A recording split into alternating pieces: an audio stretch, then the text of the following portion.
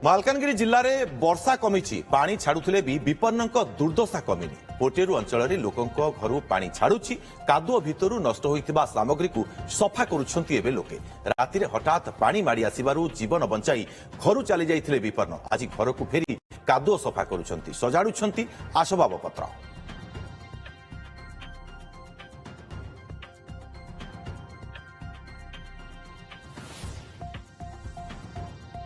घर दुआर सब भांगिकी पछ घर भी भांगीगला जिनस पत्र सब बाहरी गला फ्रिज फ्रिज सब नष्ट हो जाइए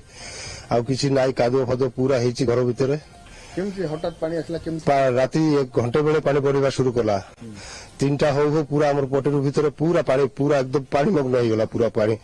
आम तो संभाली पार्लु ना पिला छुआ धरिकी जमी जिनस पत्र काढ़ी पार्लु ना सब पलैलु उंचा जगार जाकि तो वर्षा तीति तीति रही आबे भी कादुआ फादुआ भरी जिनस पत्र बहुत पलैला घर भीतर किसी ना 7-8 फुट 8 फुट तो मिनिमम पानी था घर भीतर कादुआ फादुआ होगी सब तो सामान पलैला आसी किसी ना खाइबा जिनस भी सब पलैला तो बुझीगलानी सार दीटा 12टा जाए आम थिलु शई नथिलु वर्षा बेसी होती बोलिकी शई नथिलु 12टा पर जाए आखि लगिगला शई पड़े आथर पुणी 2टा बेलू उठिली मोर देह भी भल नाला पेट कामुला तो रात 2टा बेलू उठिली उठिकी देखला बेलू समस्ते चिल्ला चिल्ली होती बाहर आसिले देखला से पानी पूरा से मंदिर सेपटे थिला तापर आउ थे देह भल ना जाकि शोली 3टा बेलू उठिला बेलू पानी पूरा सामने पड़े आसला आ माल फाल किसी बाहर कर पारे पड़ेली अधिक सूचना लाइव रे रही आम सहयोगी जितेन्द्र बेउरा। जितेन्द्र, वर्षा सीना कमिछि हेले लोकमानकर स्थिति एबे कौन रही कारण अनेकंक घरे पानी पशि जाइथिला। निश्चित दुर्गा जो चित्र देखुले लोकों घरे पानी पशिची देखा 8 फुट्र पानी पशिला जेहेतु शनिवार राति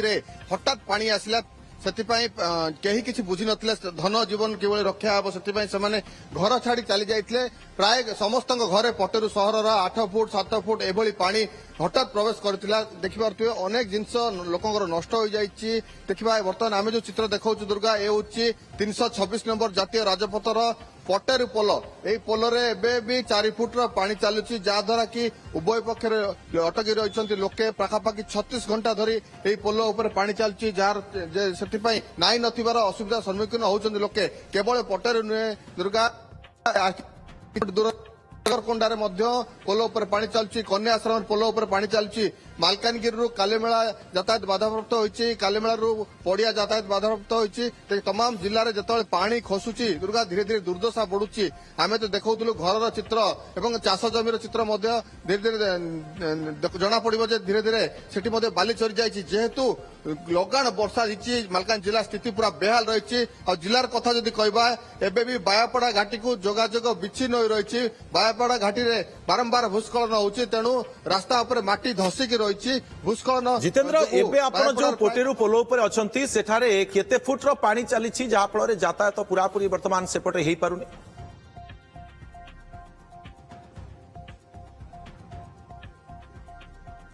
देखो आम जो पटेर पोलर रोचु पाखापाखि 4 फुट्र पानी चली तेणु यातायात बाधाप्राप्त होती केवल पटेर नुहे कांकर कोंडार से पानी चलती स्थानीय तहसिलदार पहुंचते प्रतिक्रिया नवा कौन कहे सार बर्तमान केते जन को इवाकुएट जो करते घर को फेरले ना केते क्षयक्षति जना पड़ा लोगों को आम ये करते समस्ते घर को फेरले पानी तो बस्ती कमी जाइए जस्ट खाली आम पटेर ब्रिज उपर किसी फुट्र पानी चलती जल्दी भी कि समय भितर जहाँ आम अनुमान कर तार कमिज प्राथमिक आकलन है केते क्षयक्षति चली पर्यंत आम इनक्वारी चलती प्राथमिक गुड़ाए फिल्ड फंक्शनारी गुड़ा बुलूं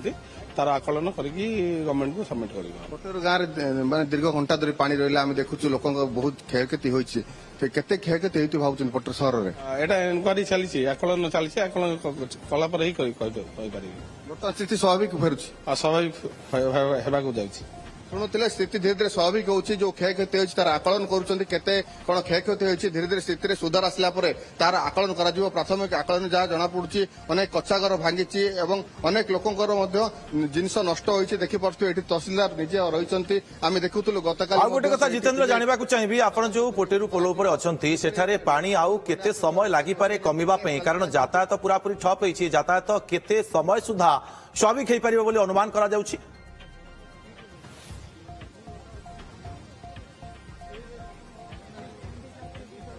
ନିଶ୍ଚିତ ଭାବେ ଦୁର୍ଗା ଯଦି କହିବା ତାହେଲେ ଏବେ ବି ଉପରମୁଣ୍ଡରେ ବର୍ଷା ହଉଛି ଯେତେବେଳେ ଉପରମୁଣ୍ଡରେ ବର୍ଷା କମିବ ତାପରେ 4 ରୁ 5 ଘଣ୍ଟା ଲାଗିବ ଏଇ ପାଣି କମିବା ପାଇଁ ଦୁର୍ଗା ଯଦି ଏଇ ପାଣି କମୁଛି ତା ଆଗରେ ମଧ୍ୟ ଆହୁରି କାଙ୍କରକୋଣ୍ଡା ପୋଲ ଉପରେ ଏବେ ବି ପାଣି ଚାଲୁଛି ଯଦି ବର୍ଷା କମେ ତାହେଲେ ଏଇ ପଟେରୁ ପୋଲ ଉପରେ 4 ରୁ 5 ଘଣ୍ଟା ଲାଗିବ ସ୍ଥିତିରେ ସ୍ୱାଭାବିକ ହେବା ପାଇଁ କିନ୍ତୁ ଯଦିଓ ପାଣି କମିଲେ ଯାତାୟାତ ସ୍ୱାଭାବିକ ହେଇପାରିବ ନାହିଁ କାରଣ ପୋଲ ଆମେ ଦେଖୁଥିଲୁ ପୋଲ ଉପରେ ଯୋଉ କଂକ୍ରିଟ ଥିଲା ତାହା ଭାଙ୍ଗି ଯାଇଛି ଲୁହା